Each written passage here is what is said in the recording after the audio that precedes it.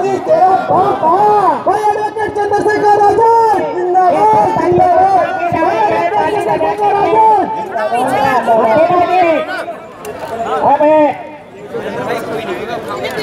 थोड़ा सा आ रही है कैमरे में भाई, कैमरे में नहीं आ रहे, थोड़े थोड़े पीछे हो जाओ जरा। हमें विमोचन का काम ये मानव कांशीराम जी के ऐतिहासिक भाषण का खंड 7 जो 1993 तक के भाषण है ये प्रकाशित किया जा रहा है। अब मैं माननीय भाई चंद्रशेखर आजाद से अनुरोध कर रहा हूँ कि वो बिना विलंब के अपने ख्याल रखने का कष्ट करें। भाई चंद्रशेखर। 15 मार्च को बहुजन युद्ध होगा, 15 मार्च को बहुजन युद्ध होगा।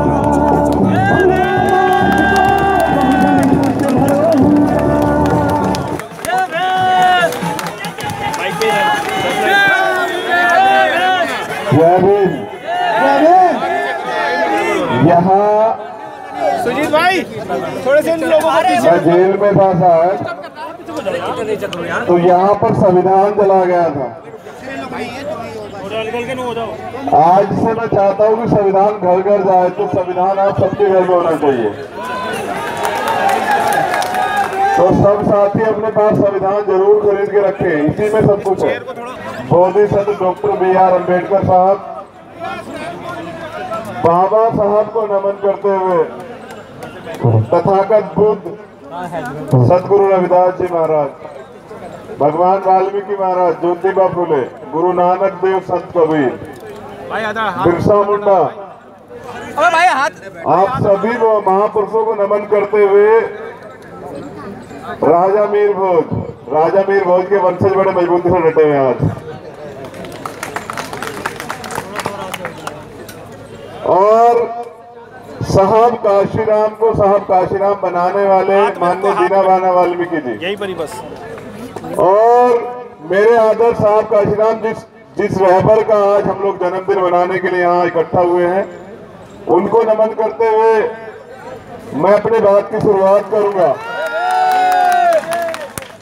असल में मेरे आसपास जो बहुत मजबूत लोग खड़े हैं उनसे निवेदन, हल्का सा जगह दे दो, हवा नहीं आ रही है।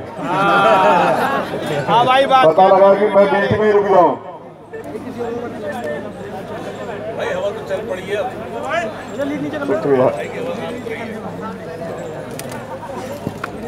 पहले तो यहाँ का इंटरनेट बंद करके सरकार ने साबित कर दिया कि सरकार हमसे डरती है।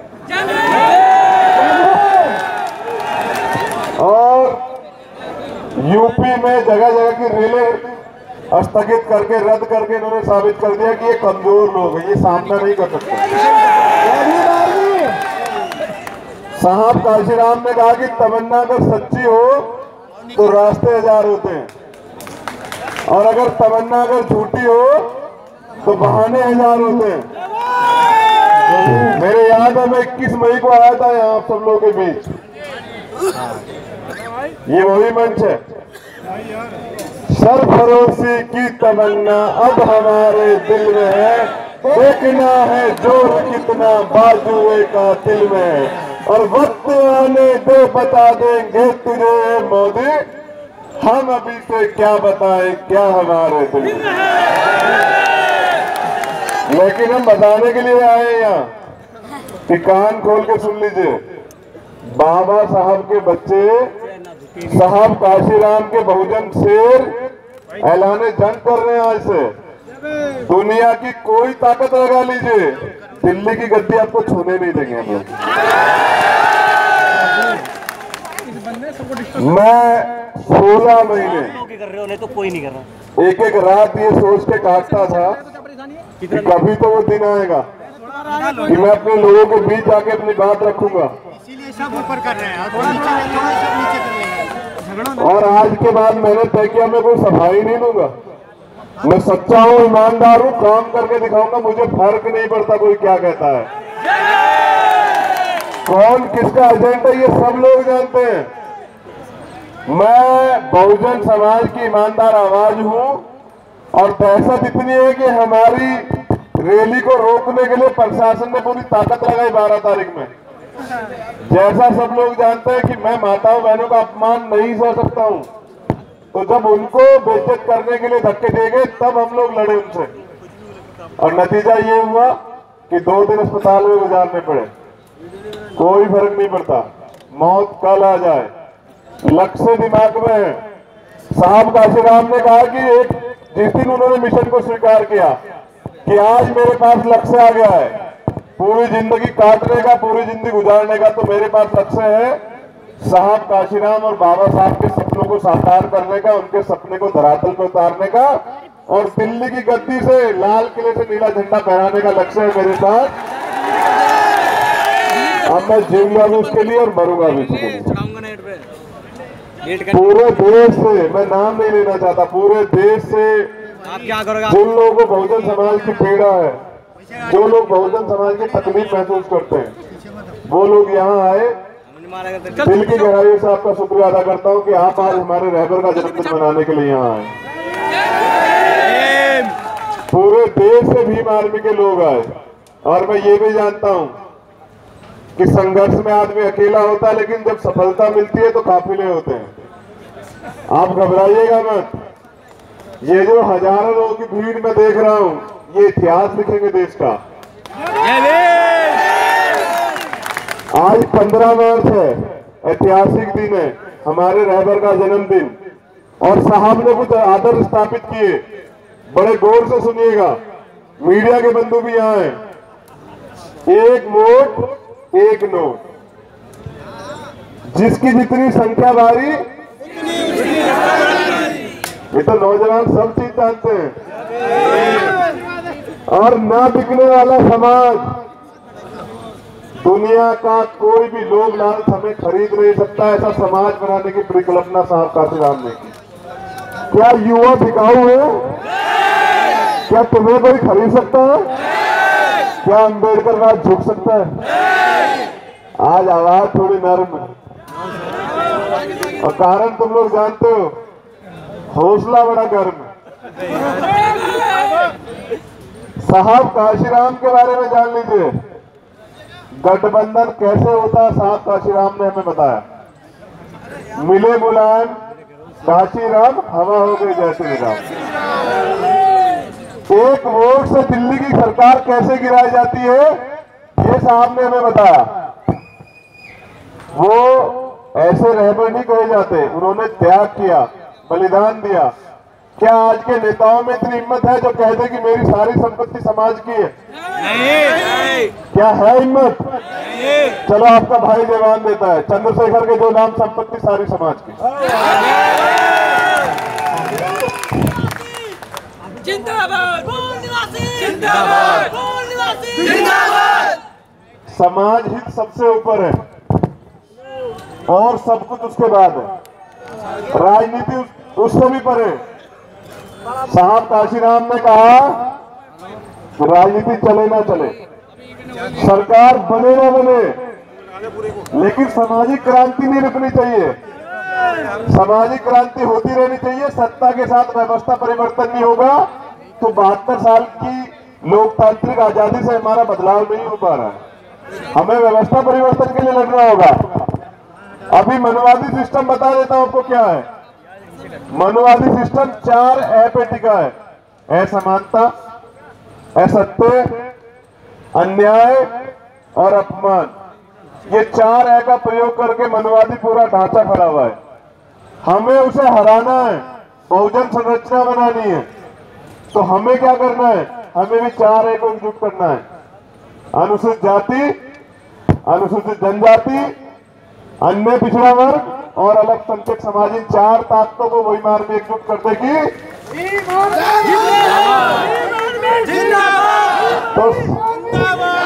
तो समझो आपका राज आ गया है। एक शायरी बहुत मेरे अजीज दोस्त कहते हैं कि राजमहलों से खंडरों का रास्ता हो जाएगा, हम बहुजनों से जो उलझेगा फना हो जाएगा। हम दरिया है, मालूम है हमें उमर हुनर अपना, जिस ओर बह निकलेंगे रास्ता हो जाएगा। अगर अभी एक ऐलान करूं कि चलिए पैदल दिल्ली मार्च करते हैं, तो दिल्ली जो है काम रहा होगा थोड़ी देर में। मैं सिर्फ संविधान बचाने के लिए लड़ रहा हूं, क्योंकि मेरा वजूद संविधान से है। अध्यक्ष जी कह रहे हैं जेल भिजवा दो, ये 21वीं सदी है, जेल से नहीं डरते हम लोग। मनुवादी आंख खोले, मनुवादी आंख खोले। बाबा साहब ने क्या कहा था, 21वीं सदी, तो जब सदी हमारी, राज हमारा, काहे को डरना।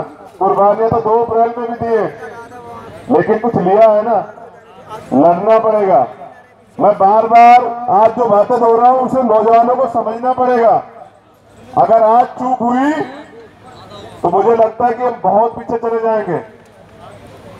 इतिहास गवाह है, जब जब बहुजनों ने एकजुटता दिखाई है तो इस देश के मनुवादियों ने हमारे पैर के जूते के फीते बांधने में भी गर्व महसूस किया है। उसका उदाहरण बताओ, बनारस में जब मैंने चुनाव का ऐलान किया तो हमारे प्रधानमंत्री हमारे भाइयों के पैर धो रहे थे। ये औकात है मनुवादियों की।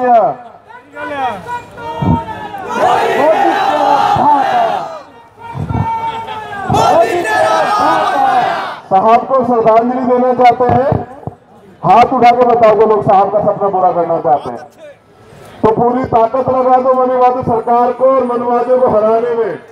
इनकी जमानत को जब्त करा के बता दो कि ये लड़ाई जो है 85% और 15% की है। उनके जन्मदिन पे इससे बड़ा उपहार नहीं हो सकता। बड़ी बहन यहाँ है, बड़ी बहन यहाँ है, साहब काशीराम के साथ रही है। मैं गौरवान्वित महसूस करता हूँ कि उनका आशीर्वाद मेरे साथ है। मुझे नहीं फर्क पड़ता क्या होने वाला है, मैं लड़ूंगा, पूरी ईमानदारी से लड़ूंगा और इतनी मजबूती से लड़ूंगा कि मनुवाद की जड़ उखड़ जाएगी। हमारी बहनें यहाँ हैं और हमें गर्व है कि वो केरल से, वो महाराष्ट्र से अपना काम छोड़ के साहब काशीराम के बहुजन समाज के मिशन को आगे बढ़ाने के लिए आए हैं। जिस प्रकार राष्ट्रपिता ज्योतिबा फुले के बिना बाबा साहब अधूरे हैं, जिस प्रकार राष्ट्रपिता ज्योतिबा फुले के बिना बाबा साहब अधूरे, उसी प्रकार मान्यवर दीनदयाल वाल्मीकि के बिना साहब काशीराम अधूरे हैं। तो दीनदयाल वाल्मीकि को भूल के काम नहीं चलेगा, ये समझना पड़ेगा। मेरी जिम्मेदारी है बहुजनों को एकजुट करना, पूरे दलित समाज की सभी जातियों को, ओबीसी समाज की सभी जातियों को और अपने अल्पसंख्यक समाज को एकजुट करना, आदिवासी भाइयों को एकजुट करना मेरी जिम्मेदारी है, इसे मैं निभाऊंगा। और आज हम लोग शपथ लेंगे, मैं अपनी तरफ से शपथ ले रहा हूं, आप लोग सहयोग करें कि जब तक जिंदा है बहुजन समाज और बहुजन मिशन के अलावा किसी अन्य चीज से समझौता नहीं करेंगे। हम मर मिट जाएंगे लेकिन साहब काशीराम का सपना ये नौजवान पूरा करके रहेंगे। सपना पूरा करेंगे। अभी षड्यंत्र से भी अवगत करा देता हूँ आप लोगों को। 10% बिना मांगे आर्थिक आधार पर आरक्षण मिला।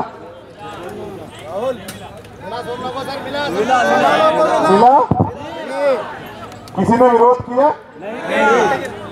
क्योंकि वो अपनी राजनीति बचाने के लिए संविधान के हत्या से भी परहेज नहीं कर रहे। हमें तकलीफ हो रही है। 10% स्वर्ण आरक्षण तो परहेज नहीं है, लेकिन आर्थिक आधार पर आरक्षण संविधान की हत्या 16(4) की। आर्थिक आधार पर आरक्षण का कोई प्रकल्पना ही नहीं है। संविधान में रिप्रेजेंटेशन आरक्षण की व्यवस्था आर्थिक सामाजिक पिछड़ापन और सामाजिक प्रतिनिधित्व है। क्या सामान्य जाति के लोग किसी विभाग में कम है इस देश में? क्या राजनीति में कम है? अब तो हमारे लोग भी उन्हें भेज रहे हैं। वो नारा तो बेकार हो गया, वोट हमारा राज तुम्हारा नहीं चलेगा, नहीं चलेगा। अब तो वोट हमारा राज उनका। षड्यंत्र 2 हैं, समझ लीजिए। मैंने कहा कि हम सामान्य जाति के प्रत्याशी को वोट नहीं देंगे। लोगों ने सवाल किया वोट किसे दोगे? मैंने, क्योंकि मैं बहुजनों की स्वतंत्र आवाज हूं, आपको आगाह किया कल ये आपकी पार्टी से जीतेंगे और जाके बीजेपी की मदद करेंगे। कल मुझे मत कहना, मैंने आगाह कर दिया है। मैं राजनीति नहीं कर रहा हूँ अभी, मेरे हाथ में आपको सुरक्षा की जिम्मेदारी दी है, पूरी है। पूरे देश में कहीं बहुजनों में अत्याचार होगा, लड़ूंगा। जो लोग राजनीति कर रहे हैं कल मुझे मत कहना, अगर कुछ गलत हुआ तो मैं जिम्मेदार नहीं, मैं आज ही आगाह कर रहा हूँ। आपको समझना पड़ेगा। मैंने एक सवाल किया अखिलेश भाई से और तुम्हारी कीमत देखो कितनी कम लगाई अखिलेश भाई ने। मैंने उनसे कहा कि क्या मैं झूठ बोल रहा हूं कि आपने हमारा बिल फड़वाया? दलित कर्मचारियों को आपने 58,000 डिमोशन किए। आपने हमें ये बताया कि आप हमारे बिल के विरोध में हो। और आज मैंने सवाल किया कि कल अगर आपके एमपी जीत के जाते हैं, मुझे वोट देते हैं, तो क्या हमारे बिल का समर्थन करोगे या नहीं करोगे? क्या हमारे अधिकारी कर्मचारियों को आगे बढ़ने में मदद करोगे नहीं करोगे? तो एक बार उनके मुंह से जवाब नहीं आया। कितनी हल्की कीमत है समझ जाओ।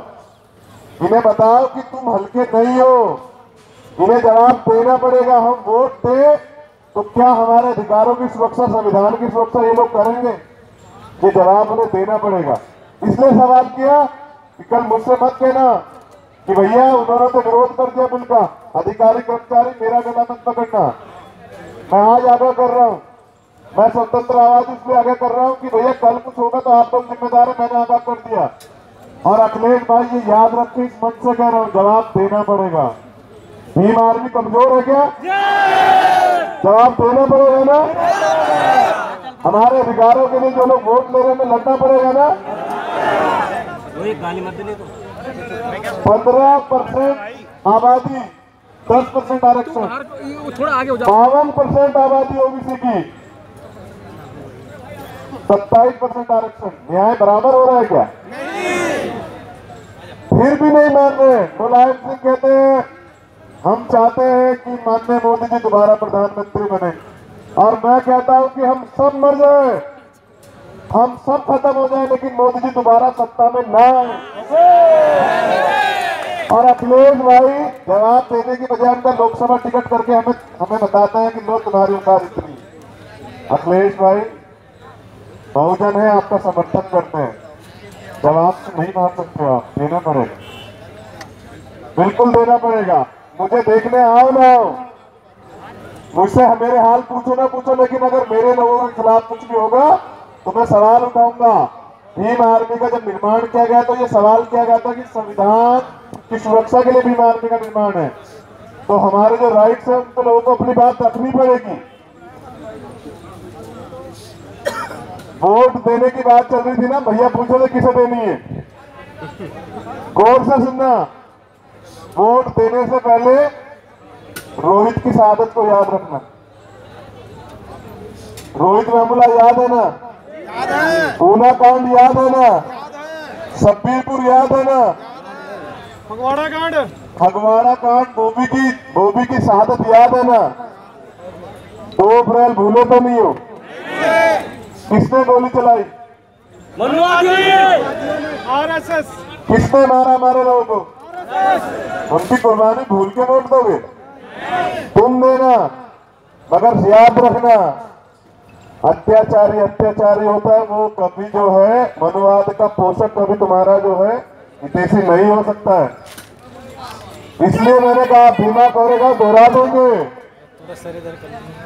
भीमा कोरेगांव दोहरा देंगे। भीमा कोरेगांव की अभी जरूरत नहीं आई है, जिस दिन इस देश के संविधान पे आंच आई तो भीमा कोरेगांव भी दोहरा देंगे। हमने 1 महीने पहले घोषणा की कि हम यात्रा निकाल रहे हैं। इन्होंने कहा 18-19 में हम लोग आचार संहिता लगाएंगे। सरकार इतनी डरी कि 10 में ही आचार संहिता लागू कर दी और 11 में रैली रोकने के लिए जोर लगा दिए। कल रात जहां रुका था वहां फोर्स लगा के 1:30 बजे मुझे चैलेंज करवा रहे थे।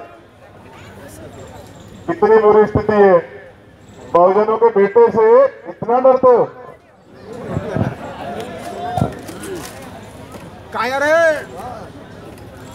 दिल्ली पुलिस, सुजीत भाई कह रहे दिल्ली पुलिस ने मदद की है।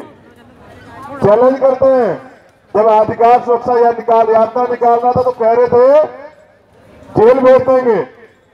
मैंने कहा आंखें खोलो, 21वीं सदी है, तुम्हारी जेलों से नहीं डरते, ये भूल जाओ। 21वीं सदी हमारी है, राज बहुजनों का आने वाला, इस आने से कोई रोक ही नहीं सकता है।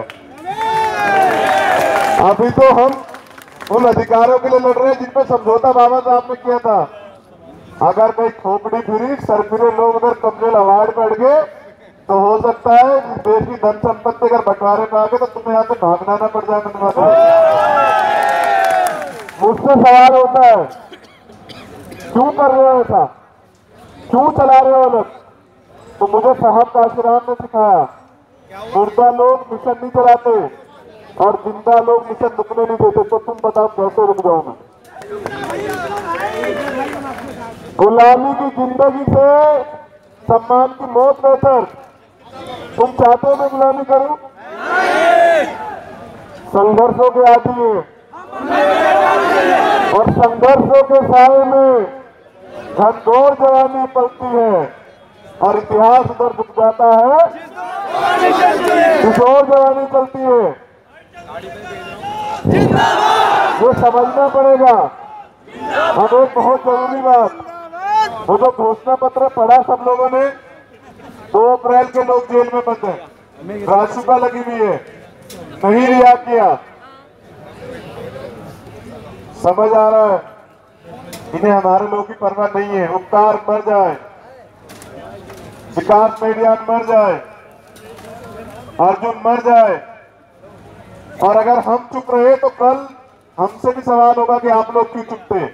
हम अपने अधिकारों के खिलाफ चुप नहीं रहेंगे। घोषणा पत्र सब लोगों के पास है, उन्हीं पे काम करना। जब तक जो भी सरकार भी फ्यूचर में बनेगी, चाहे वो हमारी क्यों ना हो, हम अब उनसे भी अपने अधिकारों के लिए बात रखेंगे, सवाल जरूर करेंगे। एक बहुत जरूरी बात, आप समर्थन करोगे या नहीं करोगे, इसलिए ये सवाल पूछ रहा हूँ। पहले सवाल तो सुन लो। 79 सीट पे यूपी के अंदर हमने गठबंधन को समर्थन किया या नहीं किया? एक सीट जो सदगुरु रविदास जी महाराज की धरती है, काशी बनारस, तुम चाहते हो मैं वहां से मोदी को जीतने दूं? तुम चाहते हो उसे हराने के लिए मैं वहां जाऊं? तुम चाहते हो कि मोदी संसद में ना जाए? मदद करने के लिए आओगे? अब बहुत जरूरी बात सुनो, अगर मुझे एमपी बनना होता तो मैं रिजर्व सीट ढूंढता सुरक्षित, जहां नेता ना हारे। मैं नेता नहीं बनना चाहता, मैं तो बहुजनों का बेटा बनना चाहता हूं और मोदी को बता देना चाहता हूं कोई है जो तुम्हें इतनी चैन से जीतने नहीं देगा। कोई है जो तुम्हारी नींद हराम कर देगा, तुमसे धक्की लगवा के गुजरात भेज देगा वापस। याद रखना, ये मान सम्मान स्वाभिमान की लड़ाई है। लोग स्वार्थ के लिए लड़ रहे हैं। अगर वास्तविकता में लड़ाई भाजपा को हराने की है तो पूरे देश में हराना है भाजपा को। आज पूरे देश की टीम यहाँ है। मैं ऐलान करता हूँ, जो लोग मुझ पर भरोसा करते हैं, दिन रात एक कर दीजिए। 19 मई से पहले सोने का काम छोड़ दीजिए। पूरी ताकत लगा के पूरे देश में भाजपा को हराने के लिए जो भी तैयार हो रहा हो, जो भी मजबूत हो रहा हो, उसके लिए उसे मजबूत करके भाजपा की ताबूत में आखिरी कील ठोकने काम करे। यूपी में हम लोग बहुत मजबूती से भाजपा को हरा रहे हैं, लेकिन यूपी से बाहर भी जो लोग आए हैं आज, सबसे पहले लड़ाई संविधान बचाने की है। मैं तो चाहता था कि इतने मजबूती से सारे गठबंधन बने कि भाजपा को एक सीट भी ना मिले, एक सीट भी।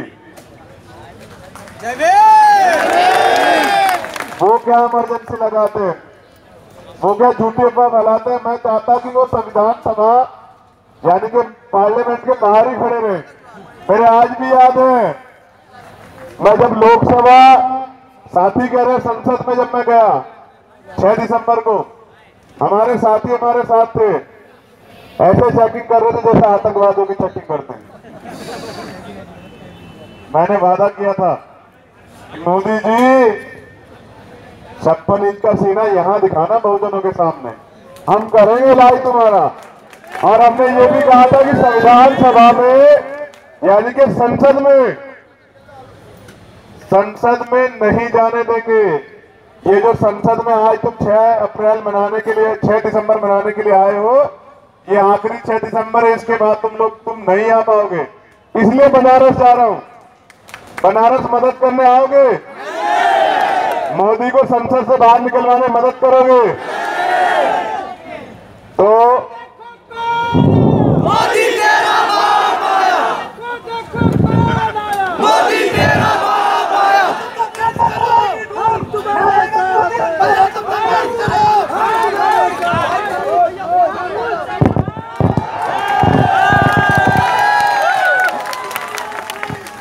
अगर शेर घायल हो जाए तो इसका मतलब कुत्ते राज नहीं करेंगे,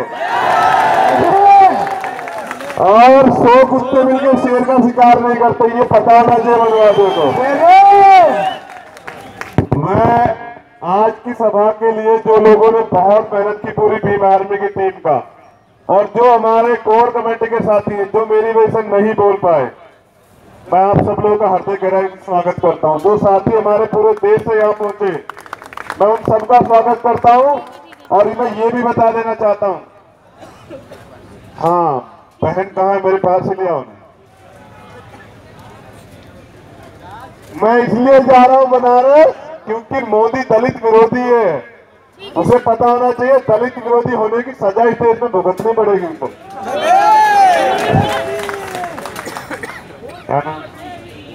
आंध्रा से एक साथी है महेश, है नाम की नहीं है, ये लड़ाई काम की लड़ाई है और इसमें हम लोग जीतेंगे।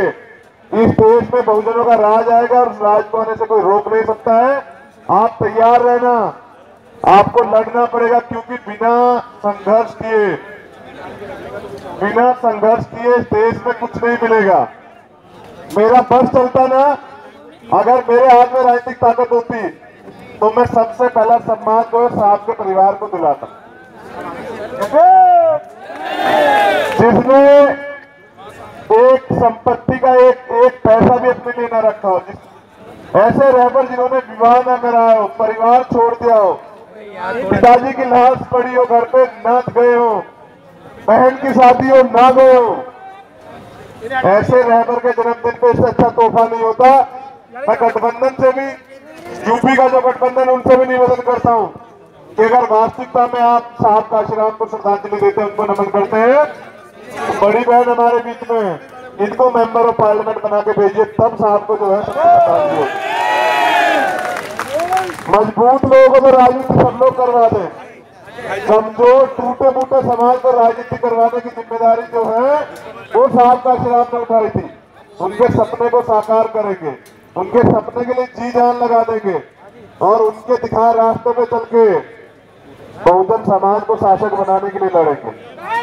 संघर्ष करो, हम तुम्हारे साथ हैं। भाई संघर्ष करो, हम तुम्हारे साथ हैं। जिंदाबाद, जिंदाबाद।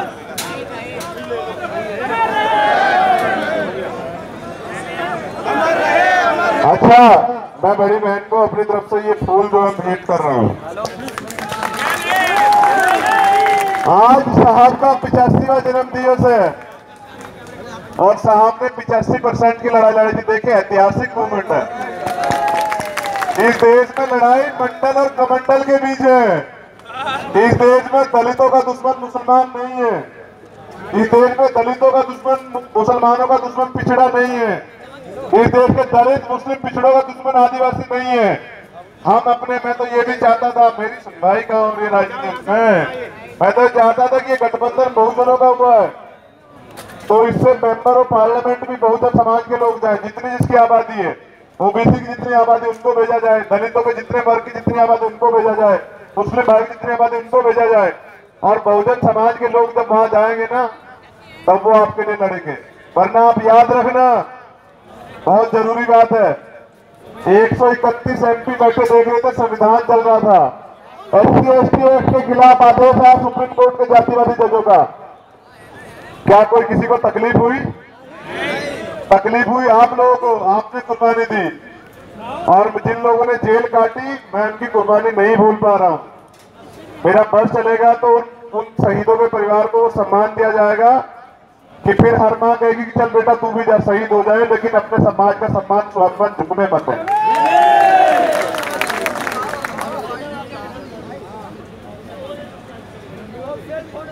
अच्छा, बहुत जरूरी साथी जो छूट गए हैं उनके नाम ले दे रहा हूँ। उत्तर प्रदेश से आए, अभी मैं अम्बेडकर भवन चल के आप लोगों से बात करूंगा। जी, ये देखना, चोर चोर से भागता, धक्की लगेगी, चोर गुजरात भागेगा। और जो आप मांग रहे हैं ना, जो आप मांग रहे हैं वो तब मिलेगा जब आपका शासन आएगा, उससे पहले नहीं मिलेगा। ये बात आपको याद रखनी पड़ेगी। जेएनयू की पूरी जेएनयू से जो हमारे साथी है उनका, सुचेता बहन, भीम भाई और अन्य साथी, आप सबका स्वागत करता हूं, मंगल कामनाएं। पूरे मीडिया के बंधुओं को बहुत सारी परेशानियां होंगी, आपके लिए भी, आपसे भी क्षमा चाहता हूं। बहुत से कन्हैया, बनारस ऐसा ना हो कि बनारस में इतने वोटर ना हो जितने भीम आर्मी के सपोर्टरों चुनाव निकालेंगे। तानाशाह को पता होना चाहिए, जनता जो है, लोकतंत्र में जनता मालिक होती है। और मैं इस मंच के माध्यम से सभी अधिकारी कर्मचारियों को पूरे देश में बता देना चाहता हूं, आप जनता के नौकर हैं, मालिक नहीं है। किसी भी कोई भी ऐसा काम ना करे जिससे जनता नाराज हो जाए। अगर जनता नाराज होगी चंद्रशेखर, तो फिर नुकसान उठाना पड़ सकता है। चंद्रशेखर, आप खुद चुनाव लड़ेंगे या किसी को उतारेंगे? चंद्रशेखर, आप खुद चुनाव लड़ेंगे या किसी को उतारेंगे? तुम्हारा बताओ। हाँ,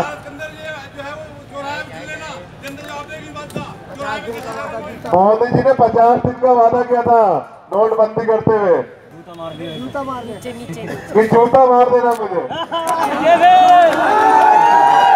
अभी जनता ने तो भरोसा किया, लेकिन अब चौराहा कह रहा है भाई अब्बासी की चौराहा, याद रखना कौन से चौराहे पे जिससे पड़ने वाले। हेलो, बस आखिरी बात में कहना चाहता हूँ, चंद्रशेखर जी, आप सब लोग पूछ रहे तो। हाँ जी, साहब काशीराम के मिशन मूवमेंट के साथ जुड़े रहे। साहब काशीराम के सोशल मूवमेंट को, चंद्रशेखर जी, मैं सिद्धांतिक हूँ, साहब काशीराम को समझता हूँ, इसलिए जो है सर्जन की बात नहीं कर पा रहा। आप खुद चुनाव लड़ेंगे या किसी को उतारेंगे मैदान में? वो कहते हैं शेर अकेला आया, वो कहते हैं शेर अकेला आता है। तुम शेर का क्या सामना करोगे? साहब काशीराम के बेटे का सामना करो, नहीं जा रहा। 29 पार्टियों से गठबंधन करके कहते हैं कि शेर अकेला आता है। शेर के खाल में छिपे भेड़िए को शेर का पता तो अब लगने वाला बनारस में। क्या मेरी मंगल कामना आप सब लोगों के लिए। मैं चाहता हूँ सुजीत भाई जो है, जो साथी छुट गए उनके नाम लेके उनका शुक्रिया अदा जरूर करते हैं। हाँ, वो ज्ञापन दे दो ना, वो सुजीत भाई पढ़ते कि मेरी हिम्मत जवाब दे रही है। भाई जी, चुनाव आप खुद लड़ेंगे, किसी को उतारेंगे मैदान में? अच्छा, साहब काशीराम की तरह यूपी के लोग कुछ देखना चाहते हैं, उनकी खबर आ रही है। अरे जवाब ले लो यार, रुको 2 मिनट। ले लो जवाब। चंद्रशेखर भाई, अब्दुल रहमान भाई, नवयुवक चेयरमैन ने जरा हाथ उठा के स्वागत होगा। बोलो यार। सुजीत भाई जो है, दिल्ली के जो प्रदेश प्रभारी हमारे, वो इस ज्ञापन को पढ़ेंगे और हिमांशु वाल्मीकि जो मेरा छोटा भाई वो मेरे पास आ रहे।